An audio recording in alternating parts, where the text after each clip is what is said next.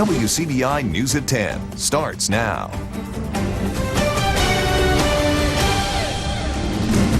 Doctors are the latest target of an extortion telephone scam with callers posing as federal agents. Thanks for joining us tonight at 10. Courtney Ann Jackson, she explains how a Mississippi doctor thought he was in jeopardy of going to jail for a crime he didn't commit.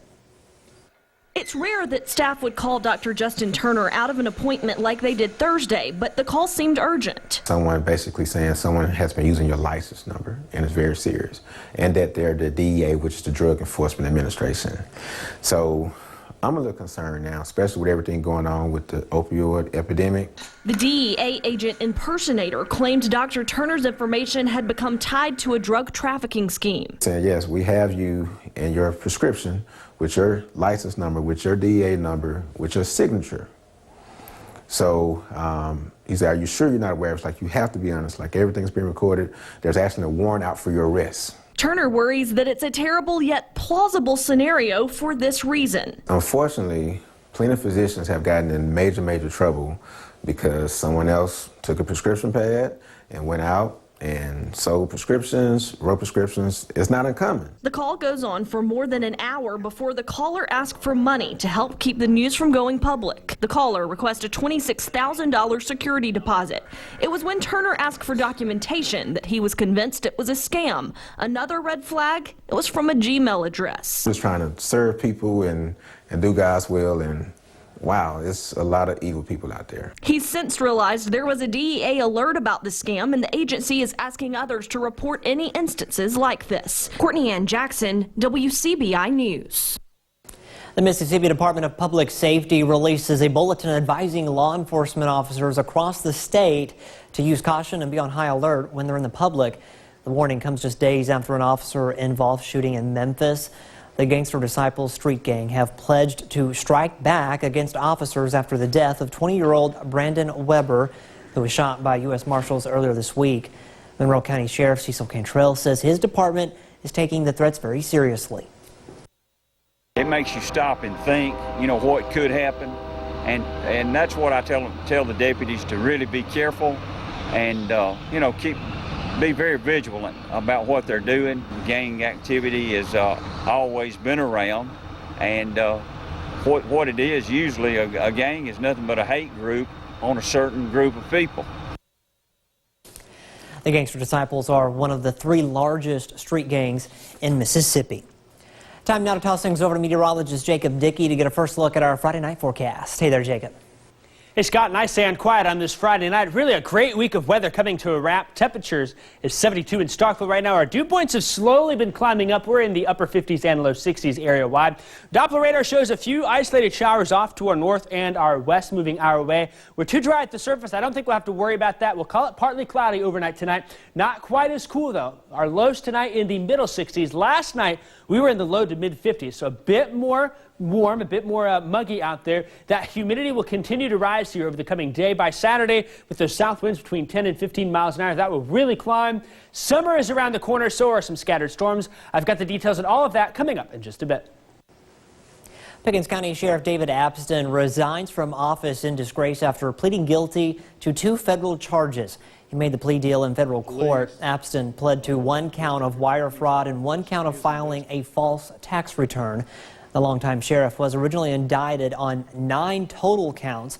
Federal prosecutors say between 2014 and 2018, Abston ran the bank account for Highland Baptist Church's food pantry in Gordo. In 2014, Abston applied to the West Alabama Food Bank to receive food for the church's food pantry and be a partner agency.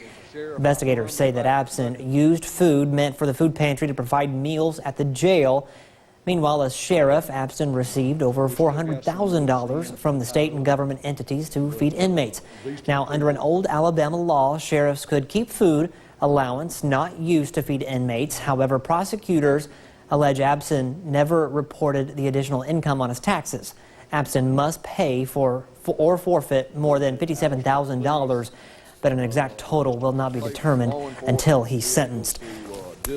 With Abston out of office and a new sheriff taking the lead, his goal is to restore trust in the community. Now, Riley Livingston talked with coroner, now sheriff, Chad Harless to find out how he plans to tackle his new responsibilities. Former Pickens County Sheriff David Abston resigned Friday morning, and within a few minutes, Coroner Chad Harless was sworn in. This is not something anybody ever wanted, of course. David Abston is a friend of mine. We've been here for many years. Rumors about Abston's arrest and the investigation have swirled around Pickens County for at least a week. Now, Harless wants to lay them to rest. One of the first things we're going to do is call for an audit for financial records, of course, just to clear the air, make sure there's nothing, make sure the public knows that there's nothing else going on and we're not trying to hide anything. He will serve as sheriff and coroner for the time being and believes this will only be a temporary arrangement. It's a lot of responsibility. I mean, you're responsible for a lot of things. Whatever happens from this point until the governor appoints someone, which hopefully it won't be that long. I know there's a list that's been made and potential candidates, and she'll scrutinize those, her staff, and make the best choice for Pickens County. Abston served as sheriff for 32 years. District Attorney Andy Hamlin says no matter the amount of time, no one is above the law. I tell my staff this all the time, that no one person is bigger than the office that they serve, the people that they serve. The law enforcement here is strong. We are committed to public safety. We are going to enforce the rule of law like we always have, and nothing will change in that regard. Sheriff Harless plans to speak with deputies and jail staff, getting back to business as usual as quickly as possible. We're in good hands. I mean, this is going to be a seamless transition. Again, I want to reinforce to the citizens, because I know their concerns and they're valid concerns. There's not going to be any downtime. We are business as usual, and the laws will be enforced as they always have. Now, we spoke with several folks in Carrollton. Overall, not many people were surprised at what happened. The few that did talk with us, they say it was only just a matter of time. Very shocking to know that someone in his position has resigned. Allegations has always been made when it comes to law enforcement here in Pickens County. It's just like this here in Pickens County. Well, really, I'm not surprised of it. I'm just not surprised of it. Well, as an elected official, won't abide by the rules, then how do you think the general public should do? A judge has not set a date for Abston's sentencing. He faces up to 23 years in prison and a possible $350,000 fine. Now, as of this morning, the former sheriff's wife, Deborah Abston, she remained an employee of the sheriff's department. Well, new week, new season coming for us. Back to summer where we should be this time of year. We are dry on Saturday overall. Some scattered storms are in the forecast Sunday. That will last into the upcoming week. We'll talk all about it coming up here after the break. Wcbi First Alert AccuWeather forecast with meteorologist Jacob Dickey. Well, on this Friday night, things are dry and partly cloudy. Really, overall, another nice evening for us here across the region. Alpha Insurance Skycam Network showing not much going on out there in Columbus, down to 69. We've been noticing our dew points have been slowly creeping up here. We're at 60 now, with those south winds generally under 5 or 6 miles an hour. So those dew point values will continue to rise here over the next couple of hours and really overnight tonight and into tomorrow. Temperatures all across the southeast in the 70s. It might be a while before we see something nice like this here. 70 in Huntsville, 74 in Birmingham and in Jackson, 75 in Columbus, Memphis at 76. We are overall dry too. There's some rain and storms up in Illinois and Indiana, as well as out west in the Great Plains. A few little isolated showers here trying to work their way into North Mississippi. Overall, Futurecast says we keep things dry, though, keep the big storms away from us. And I think we're just too dry at the surface to get anything to make it down. But all the way through Saturday, though, we are partly cloudy through the day. So that's something to note with all of the heat coming. Dropping down, not quite as cool tonight as we have been. 64 in Columbus, 65 in Starkville, and in West Point, 64 in Calhoun City. That Gulf moisture coming back, that means maybe a little sticky by morning, but it will continue to come back with south winds between 5 and 15 miles an hour through the day on Saturday.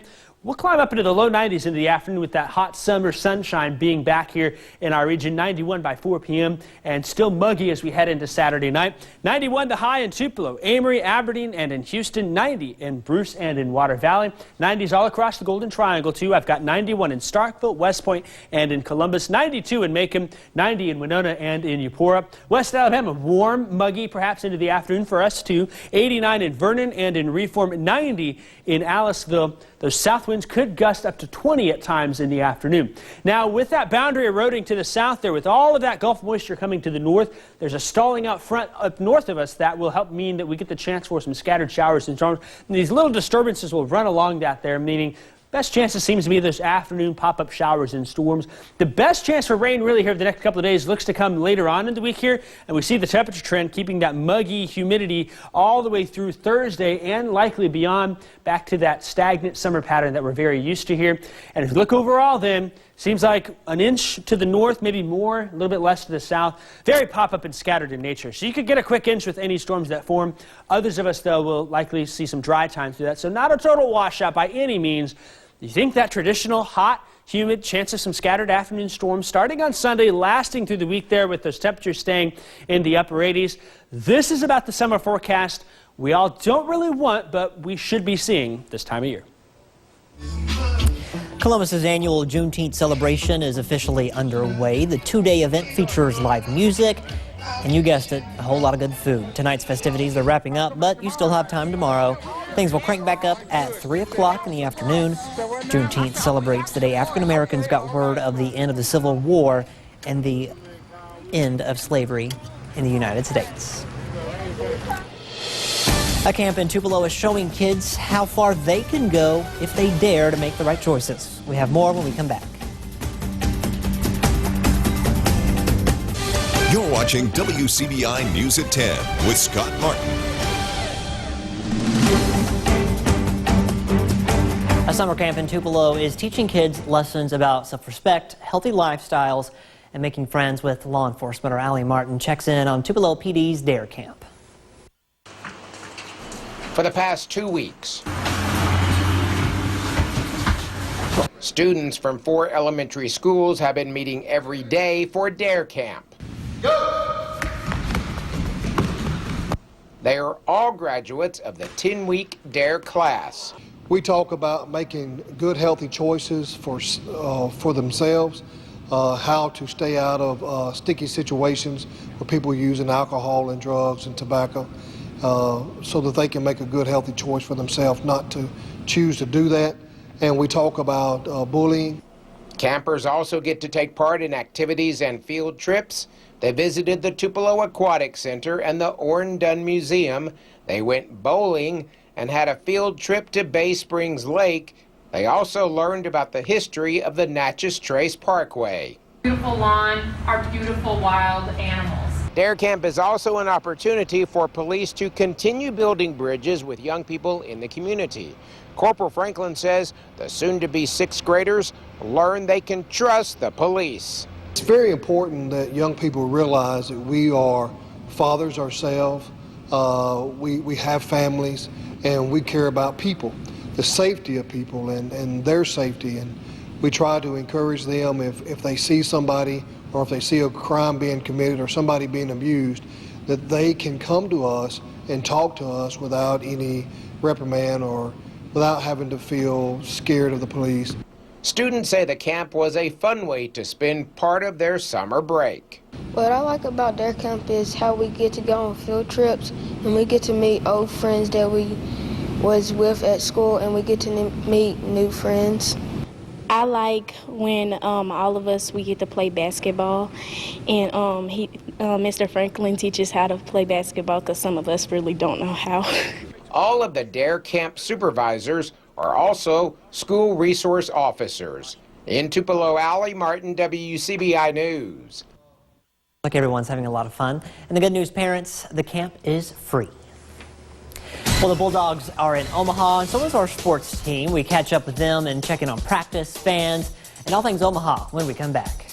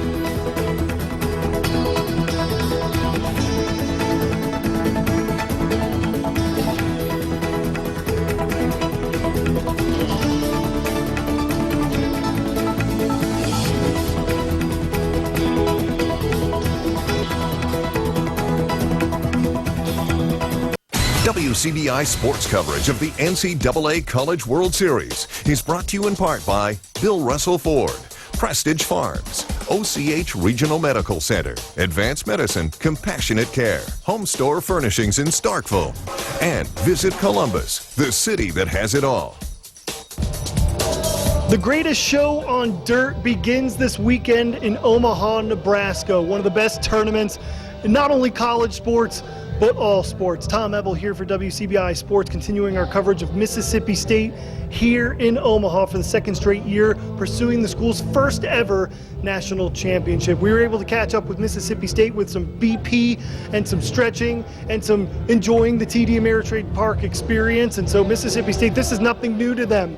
They're used to TD Ameritrade. There's no more wow factor. It's all baseball at this stage in the game as Mississippi State is trying to get to that championship series for the first time since 2013. Head coach Chris Lemonis taking on Auburn head coach Butch Thompson and the Tigers.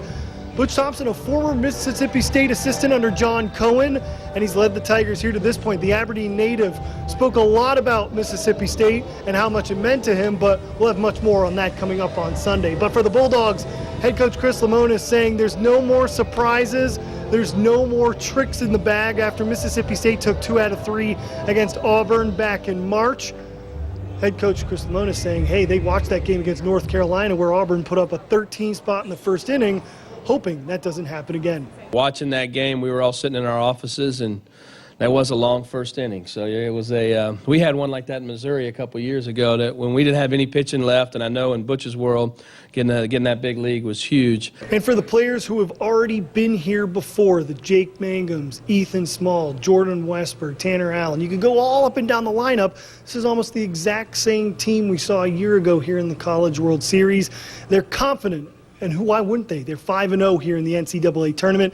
But Jake Mangum spoke with me today and said they have to get through the experience part and know that baseball comes first. Eliminating all the distractions, it's easy to get caught up in the moment of Omaha, and letting the moment be too big. But it's just taking a deep breath, knowing all the work we put in, trust it, and just play Bulldog baseball. And if we do that, good things will happen. We love the pressure. I feel like there's not much pressure because we are all playing for each other.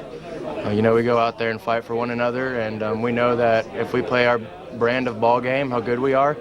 So we kind of push the pressure aside in key moments and just stick to what we do best and see where it goes from there. We said to ourselves, we're going to make it back. We just got to work hard. We're a good enough team to make it back here in Omaha, and that was our goal since day one. And I don't think anybody's surprised that we're here right now. Last year was the wow part, and then this year it's like, let's play ball, because I really do think we have the team to win it all. Mississippi State and Auburn will have to wait until Sunday for its Game 1 of the College World Series, but the road to the College World Series championship game begins tomorrow. Texas Tech and Michigan playing at 1 p.m. That will be followed by Arkansas taking on Florida State. And then, of course, on Sunday, Vanderbilt and Louisville will be playing before Mississippi State and Auburn. Make sure you follow WCBI Sports all throughout the weekend as we continue our coverage of the Oma Dogs back in the College World Series. But for now, reporting here inside TD Ameritrade Park, Tom Ebel for WCBI Sports. We'll have Ask Your Forecast coming up next. WCBI sports coverage of the NCAA College World Series is brought to you in part by Monroe County Farm Bureau, Jackson Square Storage, Bill Cunningham, attorney at law, and Bank First, a better way to bank.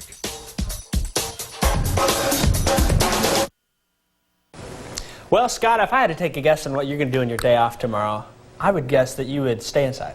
No, you're going to the pool. Yeah. Well, everybody should be at the pool tomorrow. You're not right about that. Let's just have a big old pool party. This is a great weekend to perhaps grill as well. The Gulf moisture is coming back, so we are getting a little more humid on Saturday. You'll notice it especially Sunday. On Father's Day, that brings the chance for some of these scattered pop-up, particularly in the afternoon, showers and thunderstorms. Very summer-like forecast, though, after what a blessing of a week we had. I was going to say, we've all enjoyed this week. People can open up the windows and things. It's been nice. Yeah, maybe if you're poor like me, do it tonight too. Thanks, Jacob. Thanks for watching, everyone. We'll see you next week.